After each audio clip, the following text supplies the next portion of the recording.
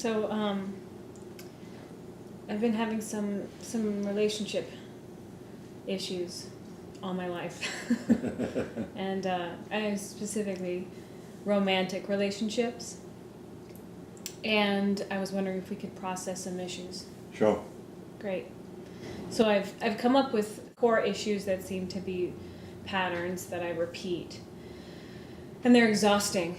2 of them revolve around this idea of safety. Either they're really, really sweet, like very, very committed to me, totally head over heels in love with me, to the point where I feel, I love them, and it's wonderful, and the relationship itself is a beautiful thing for a time being, but I often run away. And then the other tendency, which doesn't happen as frequently, is those men who are impossible to sort of pin down, if you want to, they're either in relationships already or they're not interested, which makes it like obsessively, like I want to give myself fully to them in a way that I could never give myself to those men that are, sweet to me and would do anything for me. So basically, I'm never really committed. Asking your advice about that pattern.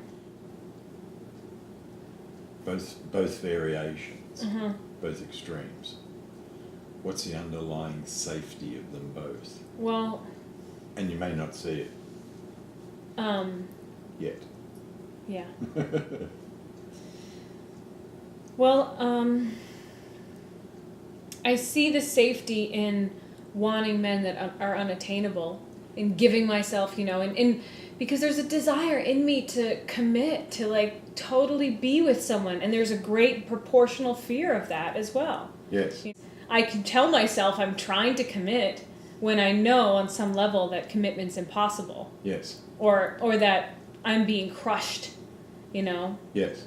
So in that sense, I guess I'm sending myself the message that commitment is dangerous. Because if you commit to something like you have been with these men... If I do? Not you, if I do. If I commit to something, if a one were to, this is the message. If you do. If I commit to something, then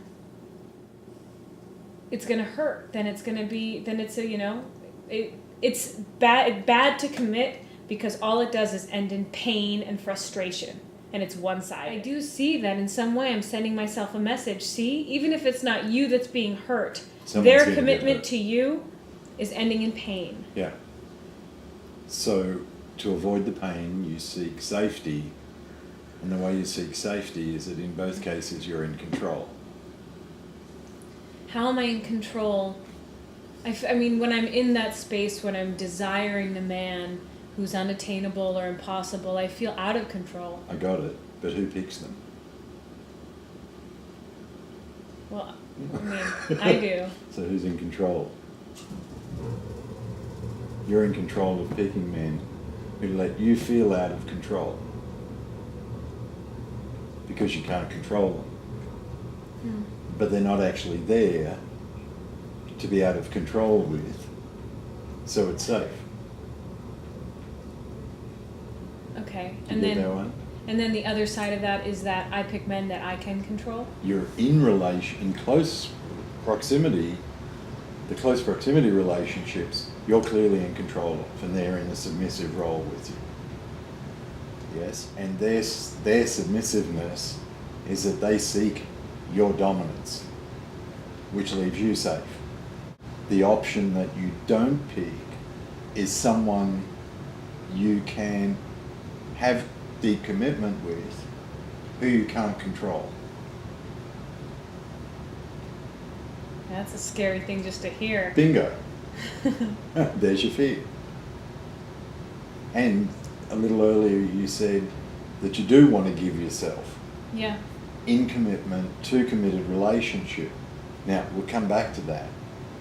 But for the moment, that's the option you don't ever choose. So far. Because it feels so unsafe and you feel so vulnerable. Or you fear that you would be vulnerable and therefore be devastated. It's much easier if they're never there So effectively, you've already left the relationship that you're not having, but you're getting to experience the pain of not having. Mm-hmm. And in the other kind, you are there and you're in control, so it's safe, and you get loved and be adored, and that's very rewarding, yeah. But I'm not really getting what I want. Which is, and that's the key. Which is a committed relationship where I can't control the other person. Yeah. Where I'm an egalitarian relationship, so to speak. Yeah, ooh, equals. Negotiating, where they might say no. And what would that trigger in you? Fear. Keep going. All kinds of fear. Well, I would... Like I'm going to have to sacrifice too much to be in this relationship. If I can't get what I want, then I'm going to have to give myself up, that I'm going to lose myself. Bingo. To get something else you want. Yeah. Which is? The committed relationship that's equal. Yeah, except here the paradox. What you want is a committed relationship that's equal, but you're afraid it won't be equal, which would mean you'd lose yourself or you'd have to sacrifice something. Yeah? Mm-hmm. And it comes back to who's in control. Instead of you being in control of your choices and the other person being in control of their choices, and then finding a meeting place, and if you don't find a meeting place, where you then find a negotiated agreement where you compromise, and I want to talk about that in a second, where you compromise to find a meeting place where you both get some of what you want. Now, compromise is seen as a very dirty word often, as a sellout, as a sacrifice. But if you look at the actual word, it starts with co, which literally is together. Promise, it's promise. Com words and co words are about relationship and community, like community, cooperate, collective, collaborate. They're all about equals coming together to find what's, someone once described politics as the art of the possible. So that in certain areas you can both have 100% of what you want, and in sometimes you can't. Neither of you can. So then you either go and get what you want separately, or you get most of what you want together. And by separately, I don't mean the relationship splits. I'll give you an example. I was in a relationship with a woman, and one afternoon she said, I'd love to go dancing. I said, have fun. And she looked at me and she said, well, are you coming? I said, no, I don't want to go dancing. And she immediately went into that she couldn't either. Right. Well, it's just been my experience when I've had relationships, one in particular, which verged on healthy for a while there. Verged on. No, it was a beautiful relationship. Yeah. And that was my experience in certain circumstances where I would say, I really want to do this, and most of the time it was like, cool, we happen to want to do the same thing. Yeah. But the part where it started to fray, in retrospect I see this, is where I would say, hey, let's go have dinner with my friends, or let's go, whatever, let's go have dinner with my friends. No, I don't want to. Like, you bastard. Suddenly it made the process I go through there is creating a pathologic. Oh, that's very good. Score one. Or two. Wow, that's amazing. Pathologic. I create a pathologic wherein I think back and I think, this must have been happening from the beginning. I must be having sacrificed this whole time to do what he wants to do, or to not, more importantly, to not do what I want to do. There's many ways we can develop this and follow this, but one of them is... Many paths of logic. Many paths of logic. Okay. I love it. One of them is, and you've heard me say this, and I've said it many times in America, is that the way sex and relationships are set up in America, if you follow the rules that are culturally set up, you guarantee failure. And this is a perfect example, where you're supposed to have this perfect union where you want to do exactly the same things together all the time in blissful merged union. At that moment, both people have lost themselves in the relationship. It's like the relationship is a box that people climb into and then nail it closed from the inside. And the people involved disappear within the so-called requirements of a good relationship. I would suggest that a really healthy relationship is where two people are owning themselves, taking responsibility for themselves, making their own choices, and doing that in a context of sharing and love. So that, back to the example of dancing, when my partner at the time said about the dancing, I said, I don't want to go dancing. And she was crestfallen and said, oh, okay, I won't go. I said, why? So you go dancing. She said, what are you going to do? I said, I don't know. I might just sit at home and watch a movie. But the fact is, you want to do something I don't want to do, so go do it. I'll do something I want to do, and here's the kicker. We're told, and the model is, that either she shouldn't go dancing and then she'll be upset, or I should go dancing, then I'm going to be upset. Either way, we're going to have a crappy night. Right.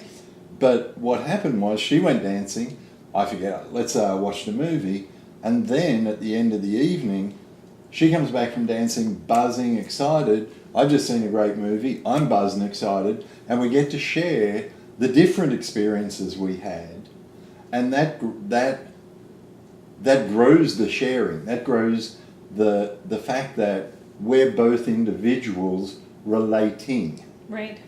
So the problem is we use the phrase, or we use the expression, we get into a relationship, and the minute we do, we freeze the structure of it. Yeah, it's like we sail away on an ocean, we can never escape it. We're on a ship. We're on a ship, exactly. Instead of saying we're in an ongoing process of relating with each other, to each other, discovering more and more about each other. And just bring it down to the simplest level. If you're in a relationship, if you're having relating-ship, or I like to call them creationship, and you sit down to dinner, and I happen to know you love broccoli, and I'm not a huge fan.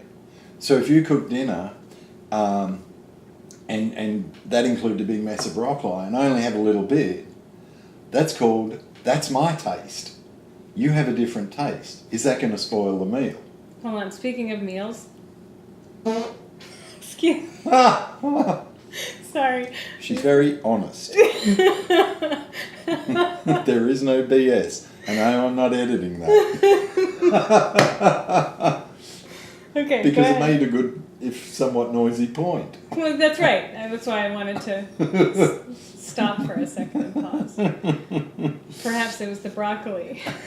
That I didn't eat, which might explain why I didn't eat it. You get it? If you've cooked up a great meal, and I'm not a fan of broccoli, you happen to know that. But if you hadn't known it, and I said, I'll have a little bit, but not much, is that going to spoil the meal first? No. No. Are we still going to enjoy a great meal? Of course. Are we actually having different meals? Yes. Yes. What's the problem? Right. Right. So take that small example and then expand that. Yeah? It makes brilliant sense. The thing that comes up, the realization I have, is that in my own experience, and I've observed in other people's too, it seems like we get into relationships for reasons that would trap us in that kind of pattern. I mean, we get into relationships, or in my experience, which is all I can really talk about, I get into a relationship because I want to lose myself a little bit. I think. Yeah. I mean, I'm realizing it as I say it, but I want to try new things. I want to live someone else's life a little bit, Yeah. or I want to enrich my Yeah. life with somebody else's experience. Exactly. And then we're in a relationship for 6 months, and that meal comes along, and he cooks whatever a big steak, and I don't want steak, and I feel like, well, I have to eat the steak because he's cooking the steak, and I have to give this up, or Bingo. You have to give up what you want to please him. Yeah. Correct? Yeah. And what I'm suggesting is a truly healthy relationship isn't about losing to please the other. It's about the other being pleased in who you are. Mm-hmm. So instead of saying, what's wrong with you that you won't eat my steak, I feel rejected, or whatever their drama is, saying, oh, that's interesting. I've just learned something about you. You don't like steak. Yeah? So there's this process of unfolding and learning and deepening connection in a context of respect. Now, there's a really critical piece here. What I'm also hearing is that you're trying to do it right. You're trying to do relationship the right way and be the right, or to be in the relationship the right way, to follow the rules, to again do what society told you should do to have a good relationship. And I come back to, if you follow what the culture says, you guarantee it's not going to work. Yeah? Mm. And what's going to work, as I said, is for a healthy relationship is two whole people, ultimately, not even two whole people, but two people who are owning their separateness and sharing that. And that comes down a lot to what the rules are. So one of the lines that I use a lot in seminars I run around the world on relationships is, society says everyone should metaphorically wear size 9 shoes. You should want this kind of relationship and do these things in a relationship. Yeah? Which is fantastic if you've got size 9 feet. But if you don't have size 9 feet and you're trying to cram your feet into size 9 shoes, you will emotionally cripple yourself and twist yourself out of shape. So that the starting place is to be as honest and real with yourself about what you really want, and to hell with what others say. There's a wonderful saying in Zen Buddhism that we take our first breath, we meaning each of us, takes our first breath, each of us takes our last breath, and each of us takes every breath in between. In other words, no one can breathe for you. So where do they get off telling you how to do your life? They do, meaning they, the culture, but it's a ludicrous proposition, especially for people who have different paths, different needs, different desires, different challenges, different lessons. Yeah? Try and cram that all into one formula for happy relationship, and you end up with a lot of very unhappy people. Yes? Yes. And that's what I'm hearing also that you've done. I mean, as a component. Absolutely, that's true. The question that surfaces is, seems like a tall order. People, at least in this culture, Yeah. they want